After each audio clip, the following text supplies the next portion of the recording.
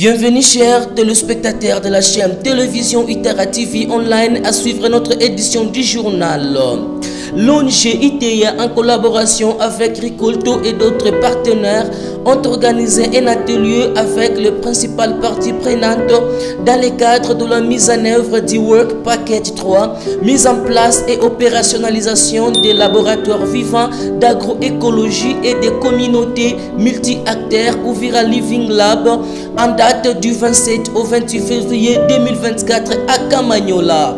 Au cours de cet atelier, les chercheurs, les agriculteurs, les universitaires, les membres de la société civile, ONG et médias ont parvenu à identifier le défi auquel ils sont confrontés et leurs causes dans la culture de manioc et riz, et ils sont appelés à se constituer à un laboratoire vivant pour que chacun donne ses opinions pour résoudre les problèmes liés aux pratiques agroécologiques. Plus de détails avec Papi Luango Frédéric, chargé de production chez Ricolto. L'objectif ici, c'est la mise en place d'un projet qu'on appelle CANATS, qui est un projet agroécologie. Et donc, on vient ici instaurer les pratiques agroécologiques qui soient intégrées et adaptées par rapport à notre zone agroécologique. L'agroécologie, c'est une pratique, un concept. Une pratique parce qu'on met en place des techniques qui, non seulement ça augmente la production agricole, mais aussi ça protège l'environnement. Et c'est là de manière durable. De telle sorte qu'on ne voit pas seulement la satisfaction de la sécurité alimentaire pour le moment, mais aussi pour les générations futures. C'est comme ça qu'avec l'agroécologie, on s'est dit, on augmente la production, mais aussi on protège l'environnement pour les générations futures. Un laboratoire vivant, étymologiquement parlant, tout ce qui est laboratoire, c'est un lieu où on fait des recherches. Et pour le projet ici, CANALS, d'agroécologie, ces laboratoires vivants, ce sont des recherches agroécologiques qui sont adaptées pour chaque zone. Et c'est comme ça que vous comprendrez facilement que nous avons à peu près 4 zones agroécologiques. Et pour la plaine de la Ruzizi, on a sélectionné le laboratoire agroécologique de Uvira, qui prend une partie de Kamanyola, qui est Walungu, et une partie du territoire d'Uvira, à savoir Luvungi et son environnement. Voilà. D'abord, le message, c'est un message de remerciement d'abord, parce qu'ils ont présenté leurs ailes pendant tout ce temps. Le second message, c'est maintenant la dissémination des techniques qui sont apprises. La dissémination, c'est-à-dire que ça ne doit pas seulement rester pour eux qui sont participants. Nous, en les invitant, nous savons que nous faisons la formation des formateurs. Eux, à leur tour, ils vont aussi restituer dans différentes structures, chez les agriculteurs, mais aussi, un autre message, c'est juste l'implication.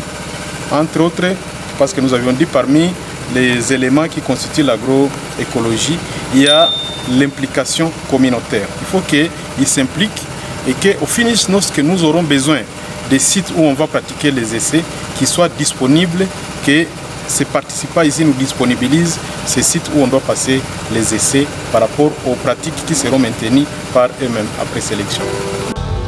Contacté à ce sujet, M. Isaac Baloumé, chercheur à l'Université Polytechnique Fédérale de Suisse en Syrie, dit le projet Canal vise à favoriser les transitions agroécologiques dans les zones tropicales humides d'Afrique centrale et orientale, à savoir le Burundi, le Cameroun, la République démocratique du Congo et le Rwanda, par le biais d'AL transdisciplinaires et multi-acteurs. Suivez M. Isaac Baloumé. Je conduis un groupe de travail sur l'évaluation environnementale dans le projet CANAL. CANAL, c'est un projet d'agroécologie qui est dirigé ou coordonné par le CIRAD, et nous sommes des partenaires. Et le projet est implémenté dans 4 pays, dont la RDC. Et en RDC, nous travaillons pratiquement dans la plaine de la Ruzizi, que nous appelons le Living Lab de Ruzizi. Et nous travaillons à Biega, c'est la région proche de Kaouzi Biega, du parc, mais aussi dans Kabare. Et l'autre site, c'est dans le Nord Kivu, c'est à Mambasa. En fait, nous sommes venus ici pour sélectionner les pratiques agroécologiques avec les agriculteurs. Les agriculteurs, les acteurs qui sont membres de ces Living Labs ont eu un premier workshop, 6 pas session, où nous avons travaillé sur les défis majeurs pour élever les contraintes sur l'agroécologie dans la première année. Ça a été fait il y a 2 semaines. Et maintenant, la session d'aujourd'hui était maintenant venir et formuler maintenant les pratiques agroécologiques en répondant à ces défis-là et voir comment est-ce que nous pouvons les mettre en pratique, nous tous ensemble, dans ces plateformes. Le projet a déjà commencé de lui-même, parce que nous-mêmes en étant dans la réunion ici, c'est une activité du projet. Et l'implémentation du moment des activités champêtres vont commencer dans la saison pluvieuse et nous aurons encore 3 ans pour travailler avec ces projets dans la région d'Ouvira.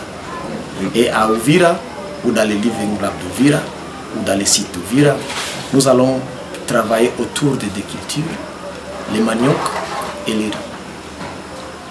Signalons que cet atelier a eu lieu à Kamanyola en date du 27 au 28 février 2024 où les chercheurs, les universitaires, les agriculteurs, les membres de la société civile et d'autres membres de différentes institutions étatiques ont pu identifier les défis et les causes liées à la mauvaise pratique agroécologique dans le laboratoire vivant d'Ouvira. Et pour mettre en place des bonnes pratiques agroécologiques dans le laboratoire vivant d'Ouvira, un autre atelier s'est tenu en date du 12 mars 2024 à Kamanyola. Signalons que ce projet est financé par l'Union européenne et il s'agit de 4 pays africains qui sont concernés par ces projets, le Cameroun, le Rwanda, le Burundi et la RD Congo.